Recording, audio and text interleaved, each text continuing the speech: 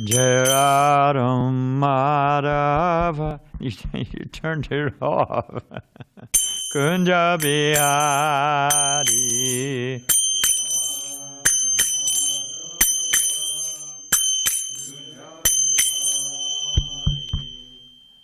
Govardhan. Jaya. Yeah, because I'm losing my voice. Jararam Madhava Kunja Bihari.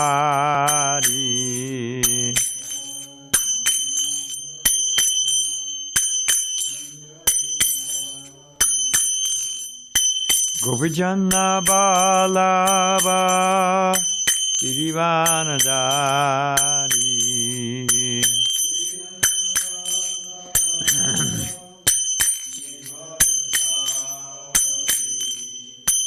Govijana Balava Girivanadari.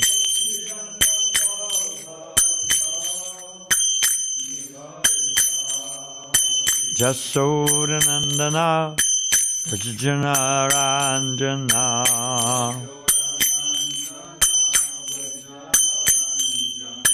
Jasodanandana Vajjana Ranjana.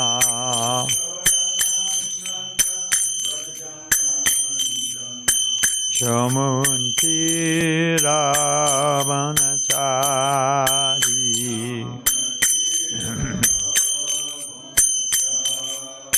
Jamunati Ravanachari.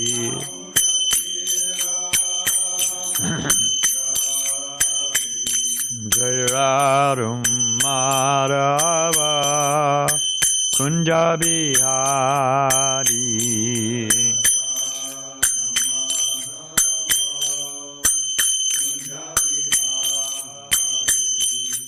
Gopijana Balaba Girivanadari.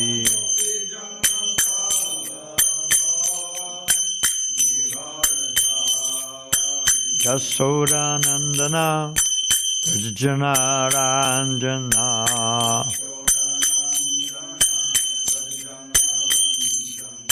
Jamunati Ravanachari.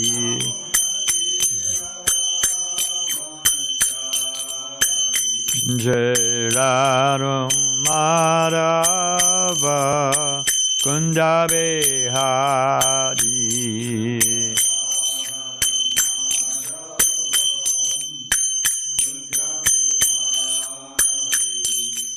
Hare Krishna, Hare Krishna, Krishna Krishna, Hare Hare, Hare Rama, Hare Rama, Rama Rama, Hare Hare.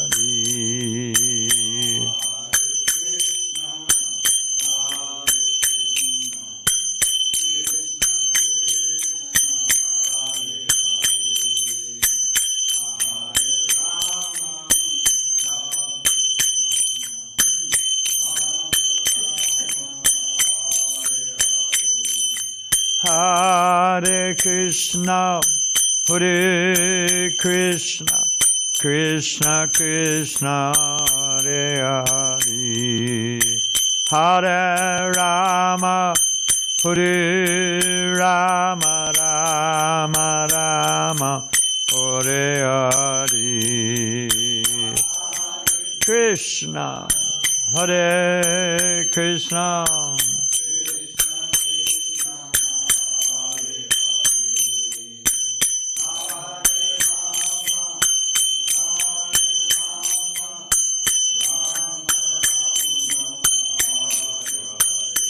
Jararam Madhava Kunja Bihari.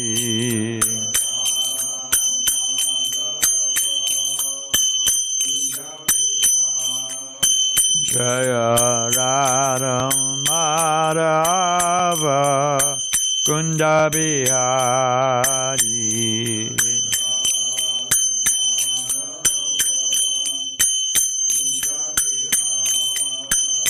Jai Radha Madhava Kunda Bihari. Madhava Kunda Bihari.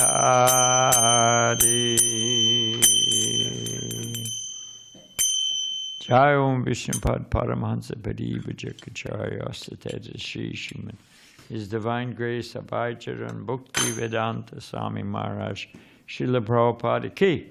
ISKCON BBT Founder Jai Jagaguru Srila Prabhupada Ki. Anantakota Vaishnava Vrinda Ki. Namchar Srila Haridas Thakur Ki. Prem Shri Kaho Shri Krishna Chaitanya Prabhu Nityananda Shri Advaita Gadada Shivasari Gaur Bhakti Vrinda Ki.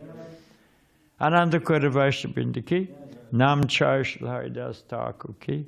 Prem Shri Kaho Shri Krishna Chaitanya Prabhu Nityananda Shri Advaita Gadada Shivasari Gaur Bhakti Vrinda Ki. Shri Shri Radha Krishna Go Gopinath Shama Kunda Radha Kunda Giri Govardhan Ki. Vrindavan Dham Ki. Mathura Dham Ki. Dwarka Dham Ki. Navadvip Dham Ki. Jagannathpuri Dham Ki. Jamuna Mai Ki. Ganga Mai Ki. Tulsi Maharani Ki. Bhakti Devi Ki. Samveda Bhakti Vrinda Ki. Srila Prabhupada Ki. Sri Siddhara Giridhari Ki. Shri Krishna Sankirtana Jaga Ki. Gopremanandi. All glories to the assembled devotees. All glories to the assembled devotees. All glories to the assembled devotees. All glories to the lotus feet of Sri Sri Guru and Gauranga.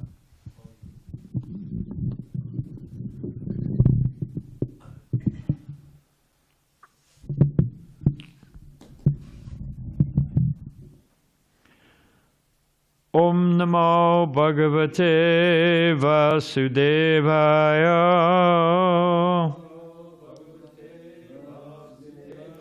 Om Namo Bhagavate Vasudevaya.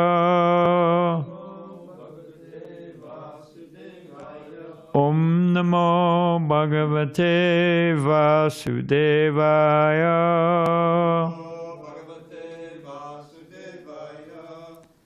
Krishna Swadamo Bhagate Dhyamaginari Bisaha Kalana Sadasham Mesha Parano Konadodata Narayana Namaskricha Ramchaibham Narotama Devim Saraswatim Vyasam Tato Jayamutirayet. Seems to me I've forgotten something, but don't worry about it. So we are on the 8th canto, chapter 7, and we're on text 34 is where we're starting, but there's no purport to it. So we'll chant 35. Well, I'll just read 34. Anybody know what's happening here other than Dravida? Where are we in the storyline? Where are we? Yeah. Okay. Well, what's happening? He's going to drink some poison or drink the poison to save the universe. Okay. That's right. And we've got the demigods and the demons lined up against each other. And they're churning the ocean of milk. Only in the Bhagavatam. Never a dull moment. Yeah. Okay, so the demigods are finishing up their prayers. Even personalities like Lord Brahma and other demigods cannot understand your position. They're offering prayers to Shiva. For you are beyond the moving and non-moving creation. Since no one can understand you in truth, how can one offer you prayers? It's impossible. As far as we are concerned, we are creatures of Lord Brahma's creation. Under the circumstances, therefore, we cannot offer you adequate prayers. But as far as our ability allows, we have expressed our feelings. So the next verse, which we're going to chant the Sanskrit, and Prabhupada reveals what's actually going on.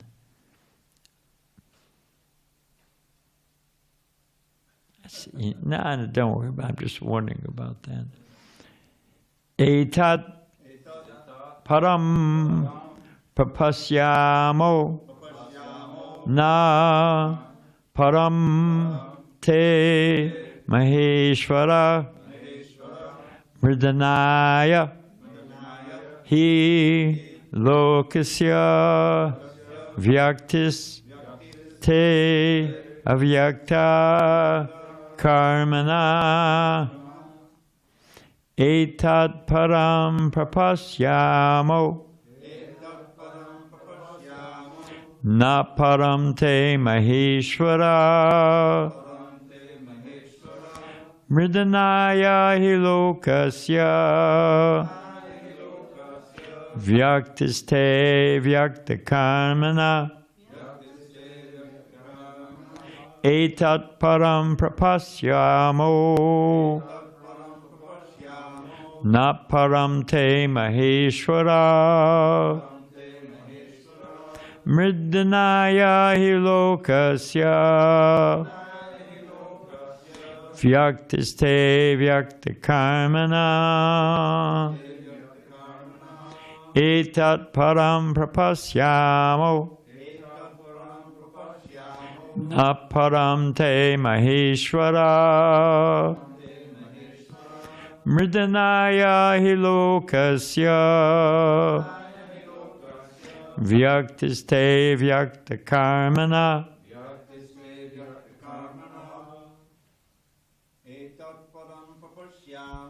etat param prapasyamo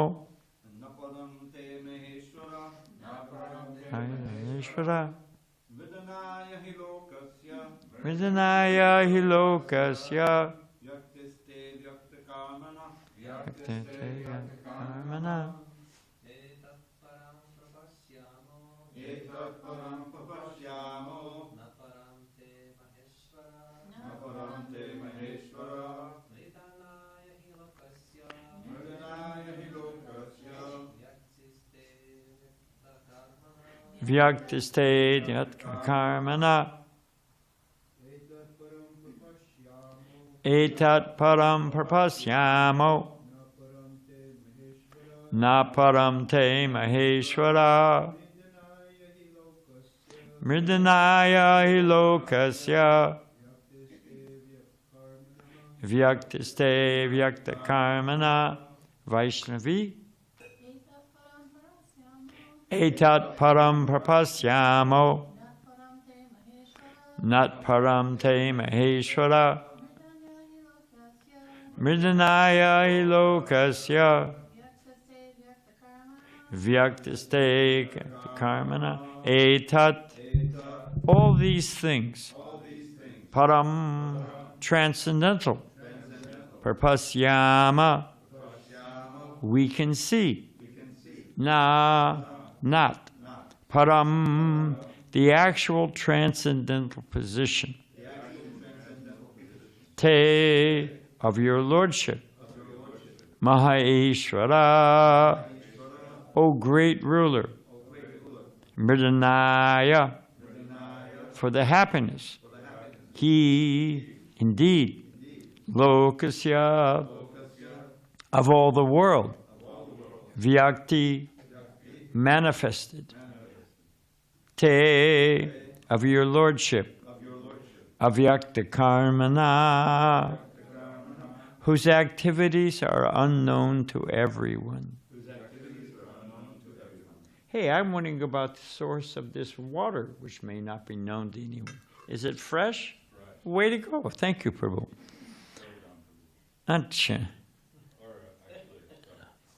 So, translation. O greatest of all rulers, your actual identity is impossible for us to understand. As far as we can see, your presence brings flourishing happiness to everyone. Beyond this, no one can appreciate your activities. We can see this much and nothing more. Also you say, O greatest of all rulers, your actual identity is impossible for us to understand.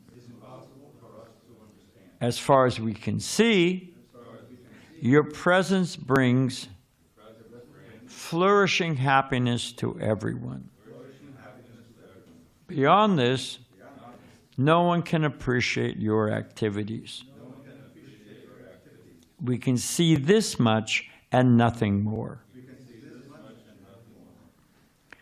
Prabhupada's purport. When the demigods offered these prayers to Lord Shiva, their inner purpose was to please him so that he would rectify the disturbing situation created by the hala hala poison. As stated in Bhagavad Gita 7:20, Kamastastarhita jana prapadyante nyadevata. When one worships demigods, this is certainly because of a deep-rooted desire he wants to fulfill by the mercy of those demigods. People are generally attached to worship of the demigods for some motive. Om Gana Tamarundasya Gana Gana Salakaya Jakshu Shunmilitan Gina Tasare Shri Gurave Namaha. People want something, and what they usually want is relief from distress. They may want something positive, but that's usually born out of a negative. I'm hungry, I want something to eat, I've got a pressing desire, I want relief. So they're motivated by something. The Lord's Prayer, God give us this day our day, what would you say, favorite beverage? They want our daily bread. They want something. Prabhupada says, it's one of the first things I read by Prabhupada. Prabhupada said, it's not love of God, it's love of bread. I said, well, there it is, you know. But, you know, as we always say, the Hindus, what is it, Om Jaya Jagadish Hari, give me a new car and a house by the sea. And the Muslims want, so how many virgins? It depends on who you talk to. But they want something. Everybody wants something. The demigods, they want peace. They want relief from the hala hala poison. But Vaishnavas are completely different. Vaishnavas are the opposite.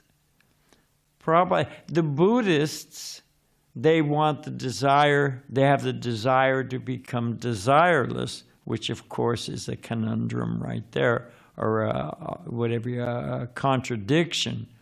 But even they want peace. We just want peace.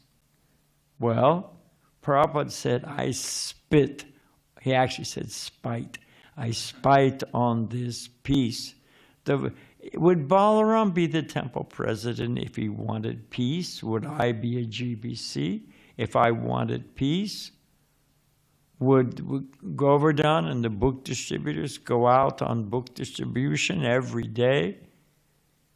If they just wanted peace, they'd sit home and ring bells and eat prasadam. Not honor prasadam, they would just woof something, you know.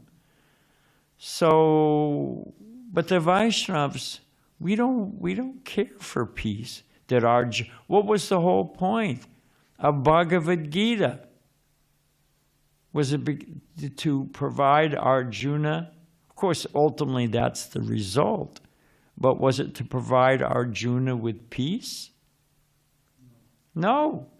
Prabhupada said it was to agitate him to fight. Of course, the lo and behold, that when we don't care, Prabhupada wrote me a letter personally, and he said, that is, because I wanted to go, the temple president, it was a whole story, which I'll spare you. But he used to come down at 8 o'clock in the morning in his pajamas and complain about the breakfast. And I was the temple commander, the Sankirtan leader, the head pujari, and the cook, and the Bhakti leader, and the Harinam leader. This was in St. Louis. There were only 3 devotees living in the temple. So we sort of had to parse things out. But I was also the treasurer, if I didn't say that. And nothing ever added up. So I remember contacting our GBC, Bhagawan. He came down, turns out the temple president was stealing. It was a shock to me. So how did we get off on that? But so later on I wrote to Prabhupada and said I wanted to leave. I wanted to go back to Los Angeles where we had Vishnu Jan taking the Harinam party out, and Dayananda's the temple president. Stoka Krishna, fantastic cook.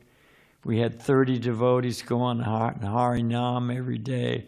It was unbelievable. And Prabhupada was there off and on. It was his Western world headquarters. So I called Jayatirtha. I said, I'm coming back. So then he said, no.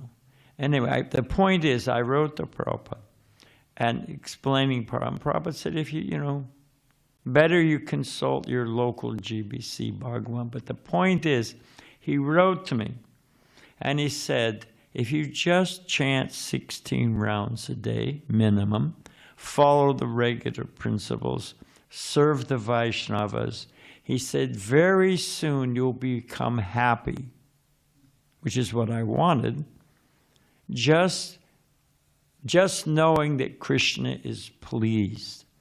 That is the Vaishnav's happiness. The Vaishnav doesn't care personally. Prabhupada says whether we're in heaven or hell, or let me be born as a bug in the house of a Vaishnava.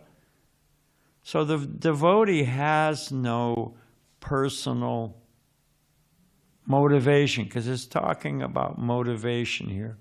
And lo and behold, by becoming free from any I want, give me, as one becomes free from that, if we're just happy serving Krishna, then guess what? Do we need to depend on conditions? We were talking about it at the Krishna Lounge. Sankarshan, if I'm depending on conditions, is my happiness stable? Why? Chad. Because conditions change. It's the very nature of the thing. If I'm happy knowing that Krishna is pleased, then I can serve. It doesn't matter. I can serve Krishna anywhere, everywhere. Send me to heaven, send me to hell. What is it, and I'm trying to think the Sanskrit, but it doesn't come. But in the Sikshastakam, Sri Chaitanya Mahaprabhu says, birth after birth. He doesn't ask for an opulent birth, nadanam, na janam, na sundarim, doesn't want a beautiful wife, doesn't want a bunch of followers. And he says, birth after birth, I just want to serve you. And service, we can do anywhere.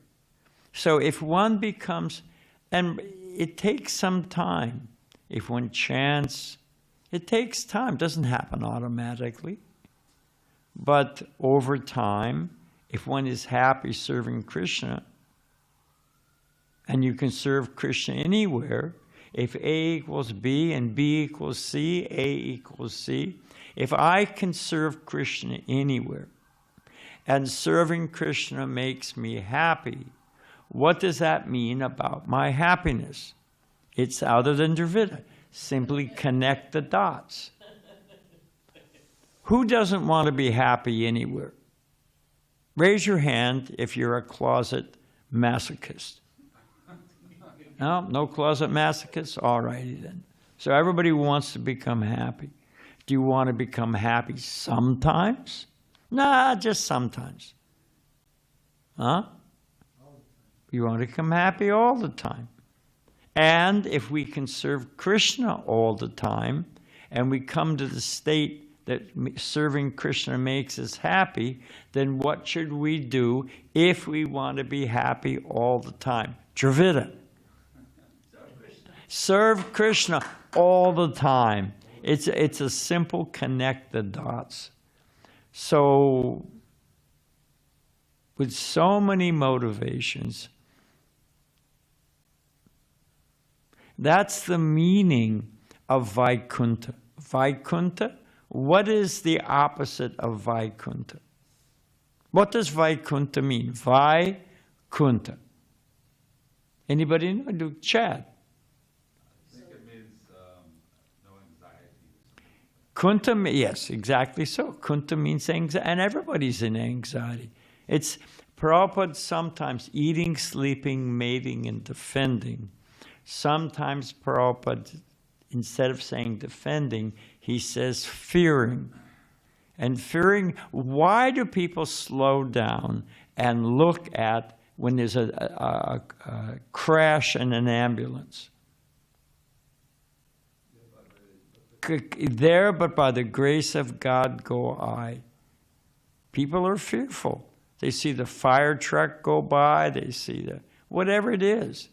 Because it's the nature of this world. It's woven, it's baked into the place that there's anxiety.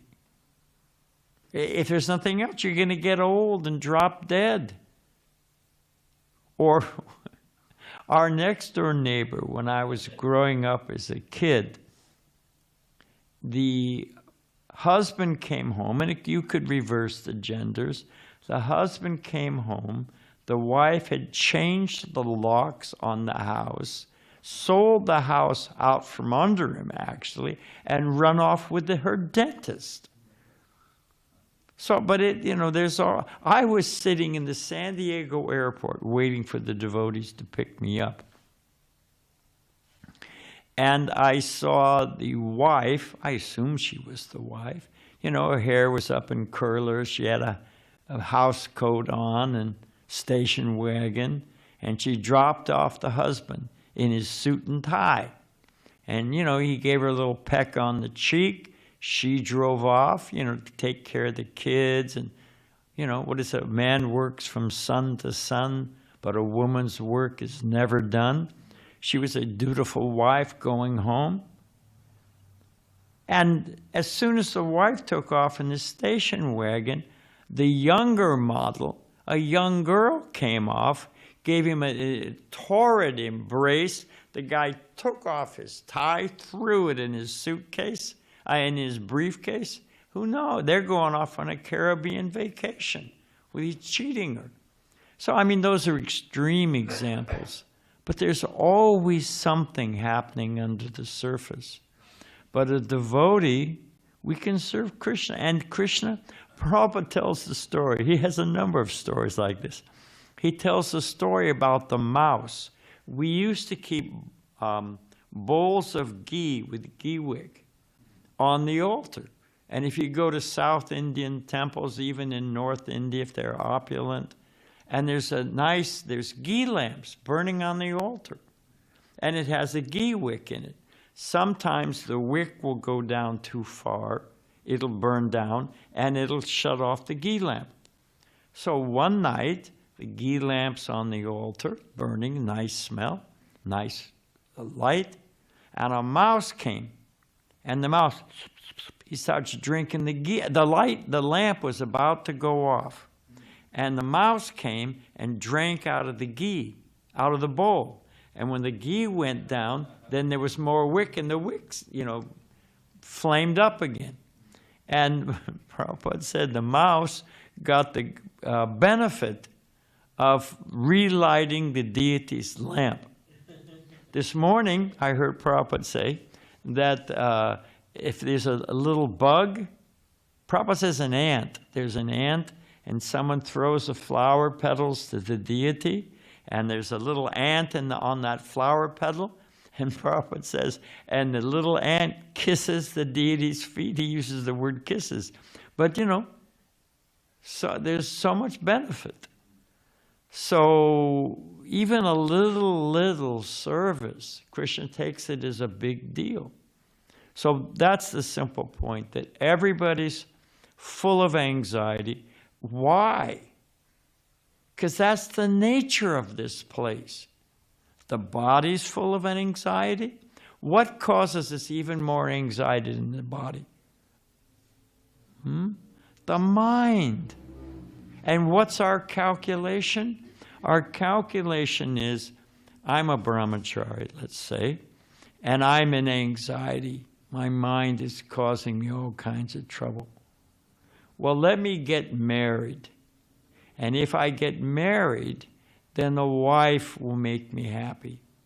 I had a mother of a brahmachari, and the mother said, a wife, he'll never get married now, he's in saffron. Actually, most brahmacharis do wind up getting married.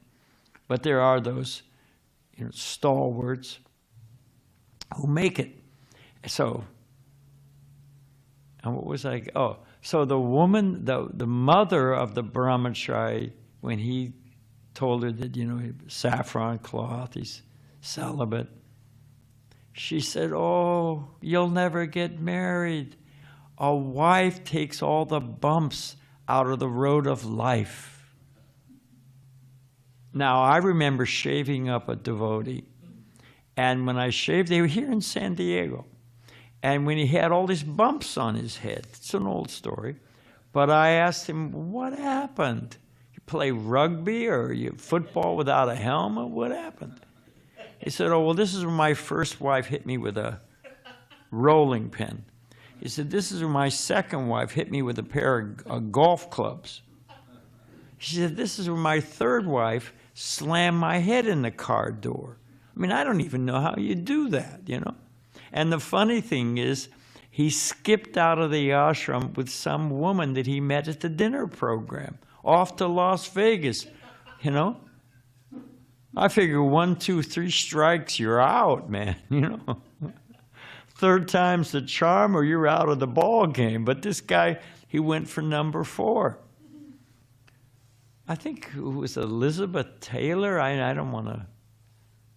Got married 8 times, twice to the same person. So, everybody's got a motive, because this world is riddled with anxiety. Is misery caused by the mind and body, misery is caused by other living entities, misery is caused by the material nature. In the forest of material enjoyment, it talks about, owls and crickets. And they cause you distress. You can't see them. You don't see the owl at night, but you're a little mouse and you hear the owl screech. Or mosquitoes. Stand out on the balcony in Mayapur in the evening. You don't see them, it's those little mosquitoes. And the next morning, you're covered with bites. So, and it's compared to rumors. Even you have an exalted position, people are always criticizing. So it's like a mosquito or an owl. You can't see it, but it causes you pain. So there's always something. As they say in Italy, there's always a rock in your shoe. So what to do? But if the source of one's happiness, because it's conditional. You got to have the right conditions. I've said it before, I'll say it again. It's like juggling. They start off with a rubber ball, and they add a couple plates and dishes, and they add in a chandelier or whatever, and they got to focus. I saw, Everything's in the Bhagavatam. You know how you is the cobra. I saw this standing in front of the American Express office. I was getting some money sent to buy new silver dishes for the deities in Calcutta. Is this cobra charmed by the music? And the guy's swaying back and forth. That's a hint.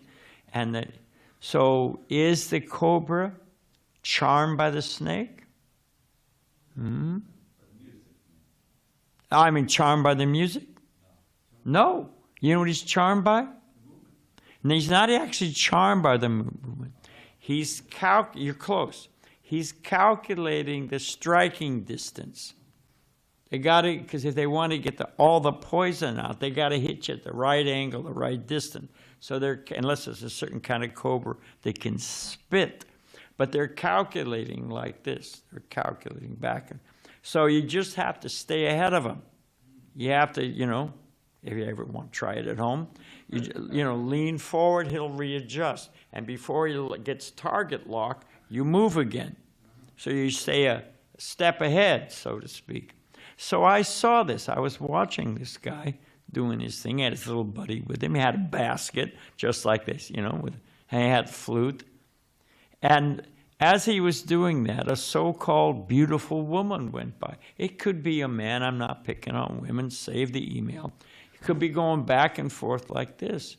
But he saw the beautiful woman go by. He was distracted. And wham! Snake got him.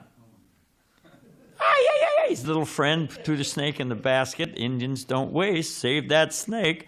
And then off they went, to do whatever to do with it. Usually they have the poisons removed, so they can't bite. But the point is that there's always something. It's the nature of this world. So there's a motive. But if one learns the art of being sad, and happiness depends on conditions, and conditions are always changing. And if they're not changing, they're about to change. So, and we better wrap up, it's saying here in the verse, and somehow or other I can't make this go backwards, but it says in the verse that as far as we know, and we can't know any further. So they can't know Krishna. How do we know Krishna? There's, what's it called? Avaroha and Aroha. There's descending and ascending knowledge. Can we understand Krishna by our inductive knowledge, by our analysis? Can we figure out Krishna? Now here, they've tried to figure out Shiva and what will please him. And, they're trying to say sweet words because they've got a motive. They want to get out of anxiety. And it says right here that they can't know him. But the devotees know Krishna. How do the devotees know Krishna? Okay, I hadn't thought of that. Guru Shastra Sadhu. But Prabhupada explains that Krishna, what is it? Tesham satati yuktanam bhajitam pratipurvakam. Krishna reveals himself. What is it? Sarvasha chaham ridi sani visto matasmetikanam aponam cha. So if we want to know Krishna, then we have to be without desire. And if we're without desire, then Krishna reveals himself. It's the secret of bhakti. Only a bhakta can know Krishna because the bhakta only wants to please Krishna. And when Krishna sees someone only wants to please him, has no motive, he reveals himself. So it's a secret to understanding who we are, what is what, and becoming happy in any condition. And that is to serve Krishna. Bhakti works. Okay. I guess I'll say one other thing. You are almost off the hook.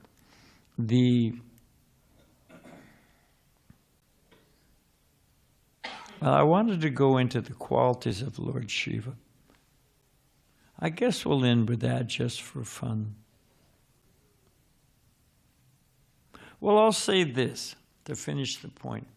You know, a dog, if you look at the anatomy of a dog, the skeletal structure of a dog, dogs can only see within a range of 45 degrees. You never see a dog, hey, what's going on up there? That's the way they're constructed. Similarly, if we are controlled by material desires, we can only see a certain spectrum. That's the way we're constituted, because we're driven by motivation.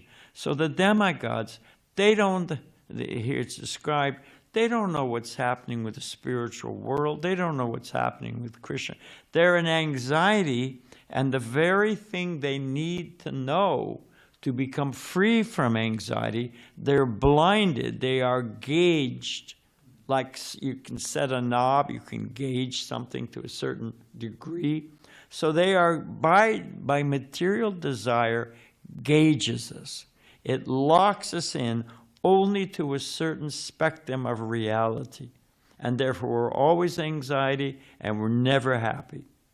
And if we become free from that limiting factor of just wanting to serve Krishna, which we can do anywhere, in any condition, whether we're a mouse or whatever it may be, then we become happy.